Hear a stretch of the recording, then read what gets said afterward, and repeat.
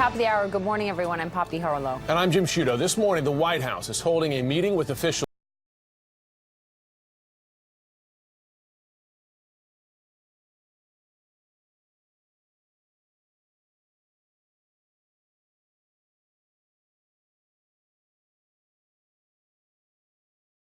But is, quote, completely ready for war.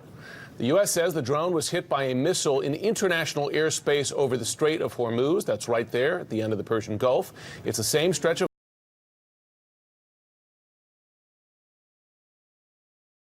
the aircraft was actually over Iranian territory.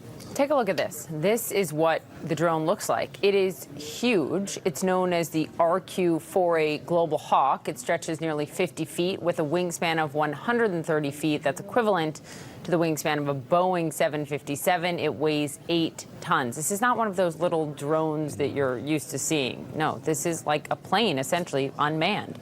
We'll get to what is going on at the White House in a moment, but let's begin this hour at the Pentagon. Barbara Starr is there for us. Good morning, Barbara. What is CENTCOM saying? Well, they are saying that this was an unprovoked attack in international airspace.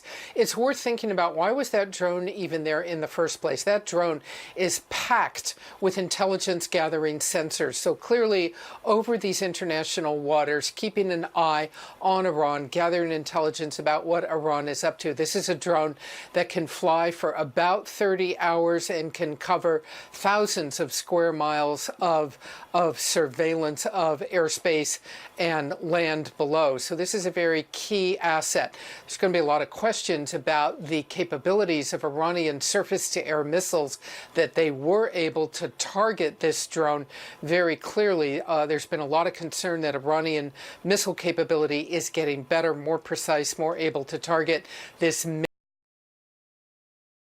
We will have to response. I think it's fair to say the Pentagon's still, very cautious about all of this. There's no rush to war around here, which pretty much is echoing, I think, what the president is saying. The U.S. very concerned about it. The military sending troops to the region for further deterrence against Iran. But you are not seeing here by any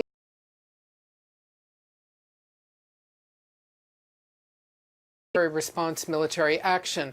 We'll have to see. A lot of concern that this could all result in some kind of miscalculation that would compel the U.S. to respond. Jim, Poppy. Caitlin, is it your understanding that there is a split within the administration over how forcefully to respond, not just to this, but also to the tanker attacks? The president has said, and again, he said publicly last night, that he does not want war, but you do have a Republican senator like Tom Cotton. You've had some very tough comments from John Bolton and Secretary Pompeo. Is there a split here, and who is holding sway? Yeah, there does seem to be a split. And the question, Jim, is going to be if this changes that split. Because you've seen people like the Secretary of State, Mike Pompeo, come out and be very forceful in holding Iran accountable, saying that they are responsible for those tanker attacks, etc. But then you've seen the president downplay it, saying they were very minor and saying he doesn't want to go to war with Iran. So that's the question going forward. But what we do know and what we're waiting on is a White House response to this. And we know that right now they are holding a meeting, or they are going to hold a meeting this morning on developing what their response is going to be to Iran shooting down this drone, because so far neither the White House nor the National Security Council have commented publicly on this, and the president hasn't said anything on his Twitter feed either. Now, in that meeting, we're told that the president is not expected to attend right now, but Barbara is being told by an official that the outgoing acting defense secretary, Patrick Shanahan, is expected to attend, as well as the incoming acting defense secretary, Mark Esper. So officials right now are being really tight-lipped about what is going on in that meeting, who exactly is attending, but we do know that they are working on some kind of response to this, and that's essentially what we're waiting to hear from them. Barbara Starr at the Pentagon, Caitlin Collins at the White House. Great to have you on the story this morning. For reaction, to help place us into the context, retired U.S. Navy Rear Admiral John Kirby served in both the State Department and the Pentagon under President Obama. You got a lot of experience. I'm sure you, Admiral Kirby, have been in meetings like the one that's taking place at the White House right now. We look for a precedent for this, for a country shooting down a U.S. drone of this size and capacity and capability here. Couldn't find one. What is the reciprocal response for something like this? What kind of options are being discussed now in the White House? I suspect that they're looking at the full range, Jim, and that could be simply a diplomatic response, a formal démarche, because this was an international airspace, not over Iranian airspace, which changes the international legal context of it. They could also be looking at maybe more sanctions from an economic perspective. And then from a military perspective, I doubt seriously that they're going to look at a tit-for-tat kinetic military response to this that could further escalate it. But there could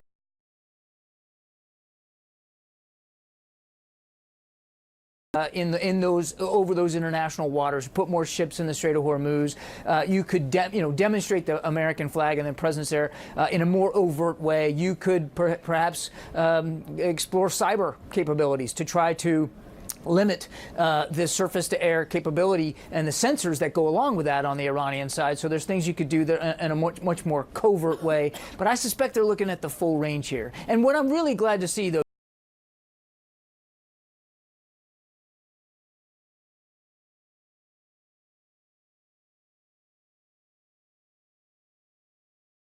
I'm glad to see that they're having what we would consider in the Obama administration a more normal interagency discussion about this.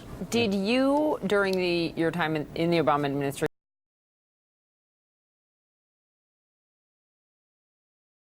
how tough to be, or at least talk about Iran? Because the president last night on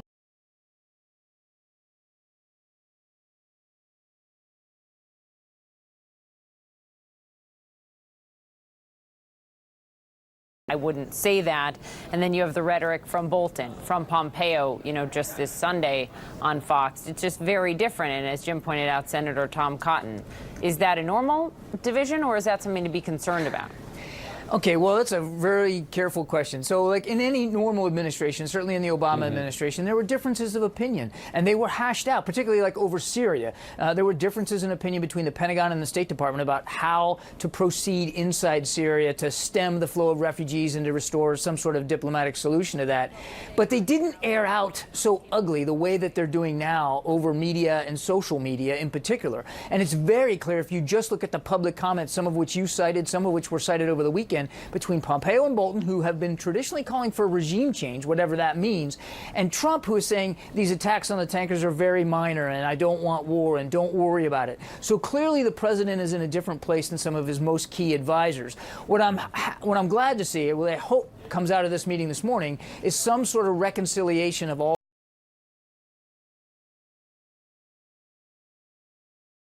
the decision space available to him to make a reasoned decision going forward. Let me ask you this, Admiral Kirby. The difference between this being over Iranian airspace or over international airspace, of course, the Iranians claim it's over Iranian airspace. U.S. says it was international airspace. If it's in international airspace, where it should be able to have safe passage, right? I mean, right. Is that an act of war to shoot down another country's aircraft over international airspace? I'm not a legal scholar, Jim. I don't know if I'd go so far as to say it's an act of war. Clearly, it's a violation of international law, and that has to be considered in here. And from the Iranian perspective, it's an escalation of a nature that I'm a little surprised that they took. An expert told me that what Iran's up to is calibrated escalation, trying to boil up the pressure on Trump without necessarily crossing a threshold where he might think he has to go to war. Now, whether this causes that, I really don't think it will. But it is clearly a violation of international norms, which actually, to some degree, could give the administration a chance to bring in the international community here. And one response you might see, Jim, as a result of this, because it was over international airspace, over international waters, is a like response by the Trump administration from a military perspective. Maybe, again, putting more ships in the Strait of Hormuz, maybe flying more reconnaissance flights, showing a demonstration that we're not going to be cowed out of this airspace. And I think that certainly gives them an option that maybe, had this been over Iranian airspace, they wouldn't have. Yeah. We're so glad to have your expertise on this morning. Thank you so much, Rear Admiral John Kirby. Happening right now on Capitol Hill, the House Judiciary Committee is holding another public hearing. This one, again, sort of like last week's with John Dean on the, quote, lessons from the Mueller report. We're watching in particular to see if the chairman of that committee, Jerry Nadler, says anything about former White House Communications Director Hope Hicks. This after her refusal to answer any questions about her time in the White House during her closed-door testimony yesterday. The claim from White House lawyers, a kind of blanket immunity. Not clear what that is. Mana Raju is on the Hill. What are you hearing about the Democrats' next move here? Because we're hearing that from the president's perspective, the White House is calculating there's no downside to say no to everything. Yeah, the Democrats are preparing to go to court to fight out a number of these fights, but particularly this one over Hope Hicks. They believe her claim, the White House's claim of absolute immunity,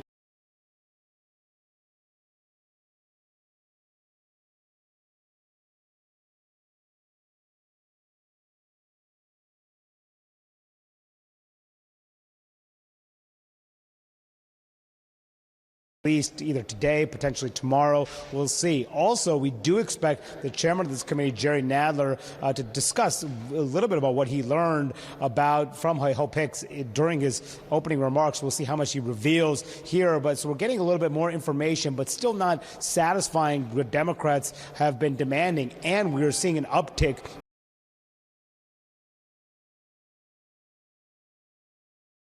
A close ally of Nancy Pelosi, an Illinois Democrat, came out in support of an impeachment inquiry. And I just had a chance to talk to her about that. And she said that she spoke to the speaker about that ahead of time. The speaker tried to convince her, or at least the speaker did not try to dissuade her from going public. But Schakowsky argued it's important to move forward because it would help their case in court. And interestingly, she said the speaker didn't necessarily agree with her about that topic, about that it would help their case in court. So you're seeing, while some more members in the rank and file are pushing for an impeachment inquiry, the leadership still saying no. Jim and Poppy?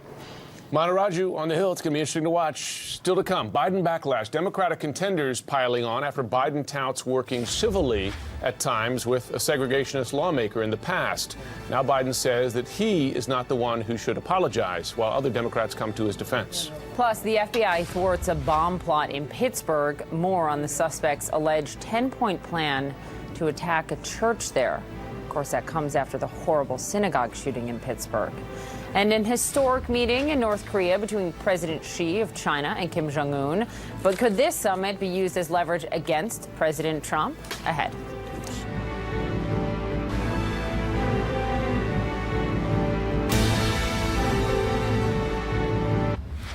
All right, this morning, a major rift within the Democratic field for president, and no one is saying sorry. This as former Vice President Joe Biden is refusing to apologize for some controversial remarks he made about working with segregationist senators in the past. Here's what he said at a closed-door fundraiser this week. Quote, "I was in a caucus with James O. Eastland. He never called me boy. He always called me son."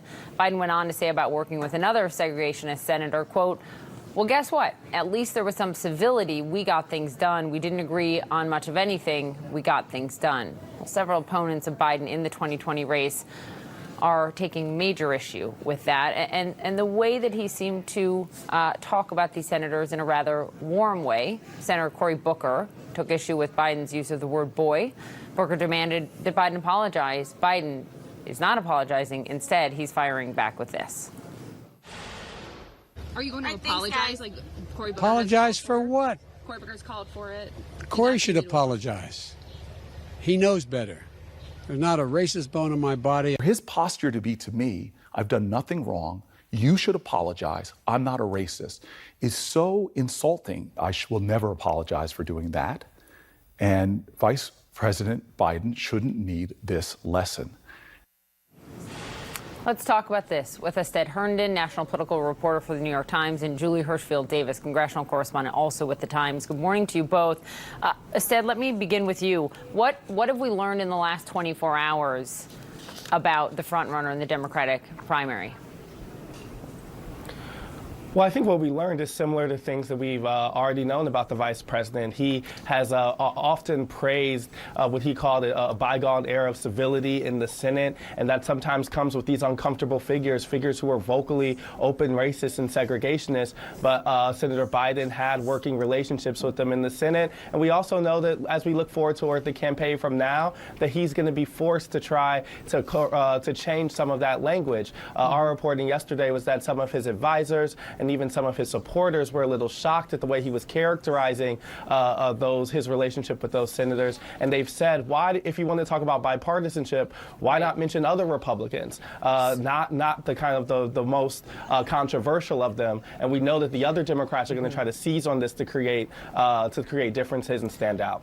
What's interesting, Julie, is that this isn't new. I mean, back in '97, Biden said about Strom Thurmond, quote, he was the consummate public servant. He's written about other, segregationist, racist senators in the past. He wrote about it in his book in 2007, sort of praising how they changed. He eulogized one of them, saying that he moved to the good side and was a brave man. This isn't new, but I'm interested in your take on if this is harmful to Biden, or if someone like James Clyburn, right, coming to his defense in this, the senior most African American in the House, protects Biden on this. Well, I mean, I think, listen, if you're Vice President Biden right now, you're very happy to have Jim Clyburn on your side in this issue, but I think this points up a bigger issue, a bigger problem for him, and not just on this question of race, but I think this is something that he has run across on a variety of fronts so far in his run, which is that basically not having changed, saying the same thing he's said for decades. And you're right, this has been a very consistent thread, not just with him, but there have been comments like this from other Democrats and Republicans, sort of hearkening back to this time of comedy and civility in the Senate. Times have changed. This is not today's Senate. Today's American politics are very different than they were even back in 1997, when you're talking about certainly 20 years before that, when he first arrived on Capitol Hill. And I think a lot of voters, a lot of African Americans, a lot of Democrats and Republicans feel that that's not acceptable anymore. Right. When Joe Biden got to the Senate, there were a lot of segregationists on Capitol Hill, and there was a lot of comedy between the two sides. They were able to work together, and they differed very sharply over questions of race and segregation. But if you had a member of Congress now who said the same thing, that would be a big problem and very controversial. I mean, it's an interesting point, because a lot of these senators who he's talked about it this way in the past, who were segregationists or didn't support the Voting Rights Act, were Democrats, right? I'm sorry to cut you guys short. We do have breaking news out of the Supreme Court, so I've got to jump to that. But thank you very much. Let's get to our Jessica Schneider on this case. What have we learned, Jess? Well, Poppy, as we head into the final days here of the Supreme Court's term, a decision that affects Peace Cross in Maryland. The Supreme Court today deciding in a 7-2 decision that a 40-foot Peace Cross that honors World War I veterans may in fact stand. There was a challenge to the constitutionality of this cross standing on state-owned land, but the Supreme Court today saying that this cross may stand. It does not violate the Establishment Clause of the Constitution. The Supreme Court saying that this cross, because it has an historical purpose, that it does not violate the mandated separation between church and state. Just to give you a little historical background here, this is a peace cross that was erected way back in 1925.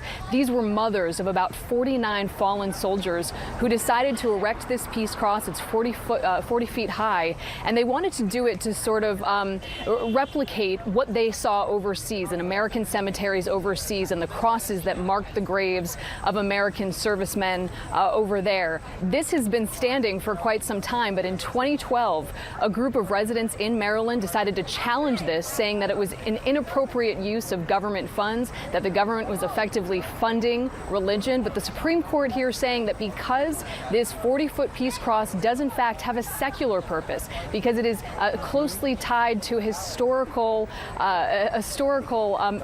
remembrance here, that it can continue standing, that it does not in fact violate the Constitution. I mean, this is reminiscent, Poppy, of back in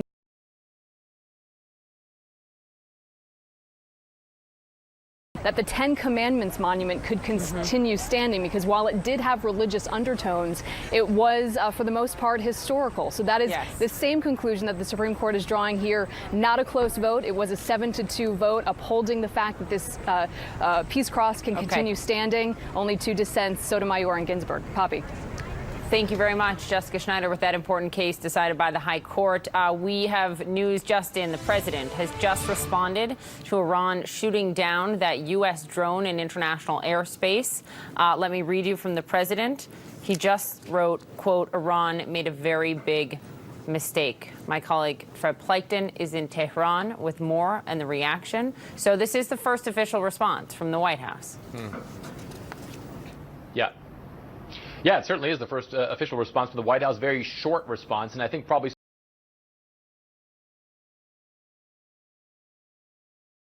say that they shot this drone down over their own airspace, that it violated Iranian airspace, that they were not shooting it down over international airspace. So they keep saying that they believe that it was their territory that was infringed upon and that they were acting defensively. It's quite interesting. It's been quite interesting to hear from the Iranians throughout the course of the day. And really, I have to say, it's not usual for the Iranians to come out with this many statements this fast. But the head of the Revolutionary Guard, which is the unit that shot down that drone, he came out very soon afterwards and said that Iranian airspace is a red line to the Iranians. And then he said, and I think that's key also in what we're hearing right now from the president as well, is that the Iranians don't want an escalation. They don't want this to turn into a war, but they are ready for a war. And so looking at the president's comments right now, I think it's certainly something that the Iranians were expecting. And I think you also see a situation here, Poppy, where the Iranians are essentially saying that they are not going to back down, Poppy. Okay, Fred Plenkton, stay there for us. We're just getting this in. We're going to take a quick break, come back to this on the other side. Again, the president, maybe they were.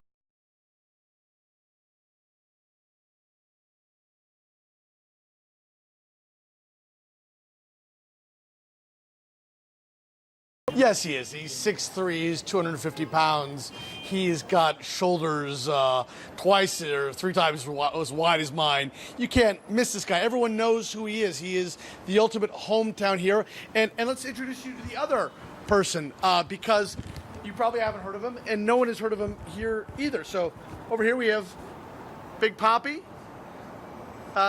He was shot, of course, as we know. And over here we have his friend, Sixto Fernandez. He was the target. And somehow the gunman supposed to shoot this man.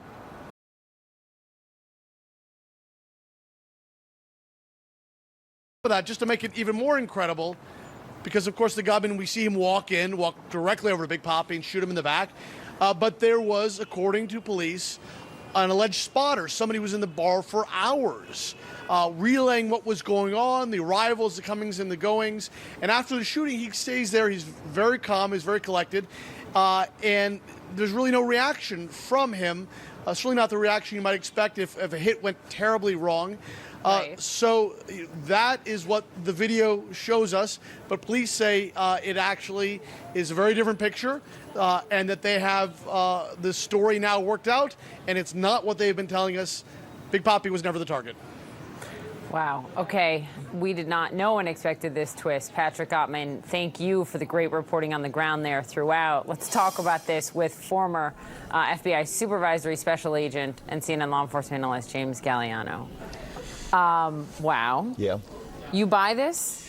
Well, it would defy credulity if you looked at it just from the outside looking in. You say Big Papi is a not just a national hero in the Dominican Republic, a world figure. Sure. But I look at it like this: you've got to have a scorecard to keep track of all the players. There are 14 people that police, the Attorney General of the Dominican Republic and the Director of the Police Services, have suggested are part of this conspiracy.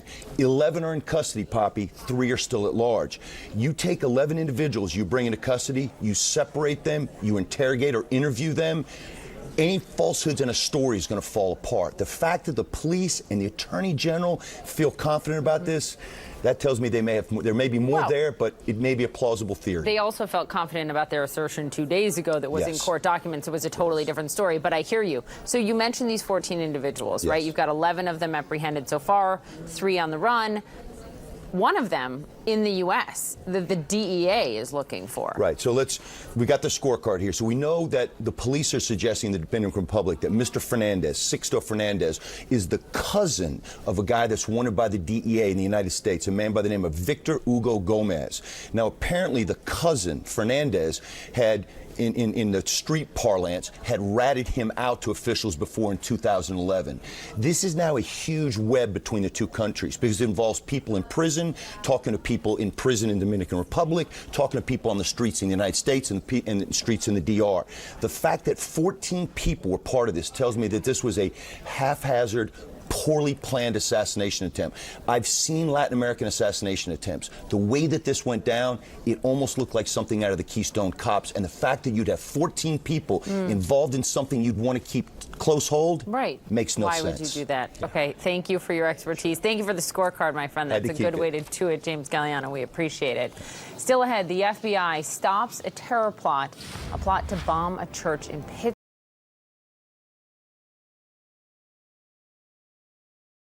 Linked to town.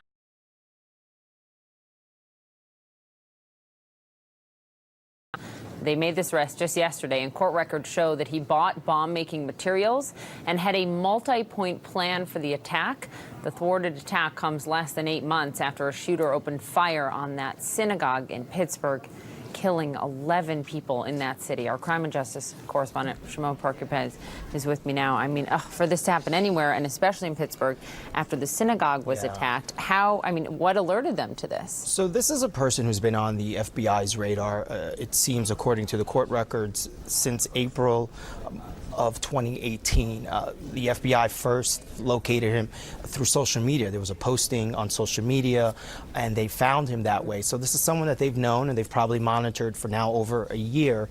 And what led them to him was there was a post on his social media back in April saying that he wanted to die by blowing himself up. And so the FBI was like, okay, well, this guy seems like someone who could be a problem.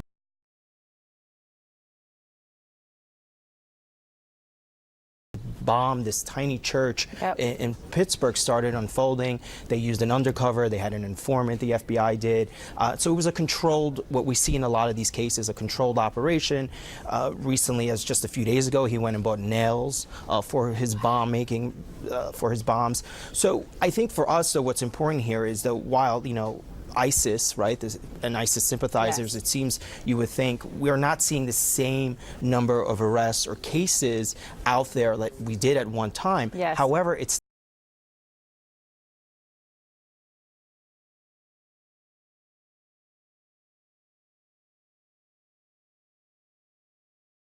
right, to the power and strength of recruitment that ISIS maintains, despite its caliphate being so shrinked, if not wiped out. Right, and that's social media and YouTube and other places. We still see cases involving other clerics, right? Other terrorists, folks that the government has killed, even has arrested.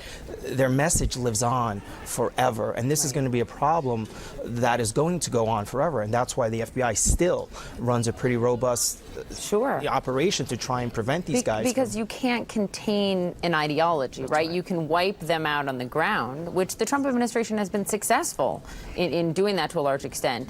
But then the FBI's real challenge here, right, is attacking the mentality and what got them there. Right, and it's finding them on social media, and also going back to, let's say this person fell on their radar, came on their radar in 2018. They still worked it. They still monitored this person. They didn't let this person out of their sight. And it was just a couple of months ago that they started introducing informants and undercover Do they agents. think it was, do you know, Shimon, a network of people, or was this one isolated individual? They do believe that it is an isolated incident or situation. However, what's interesting is that he was communicating with someone else that the FBI was monitoring.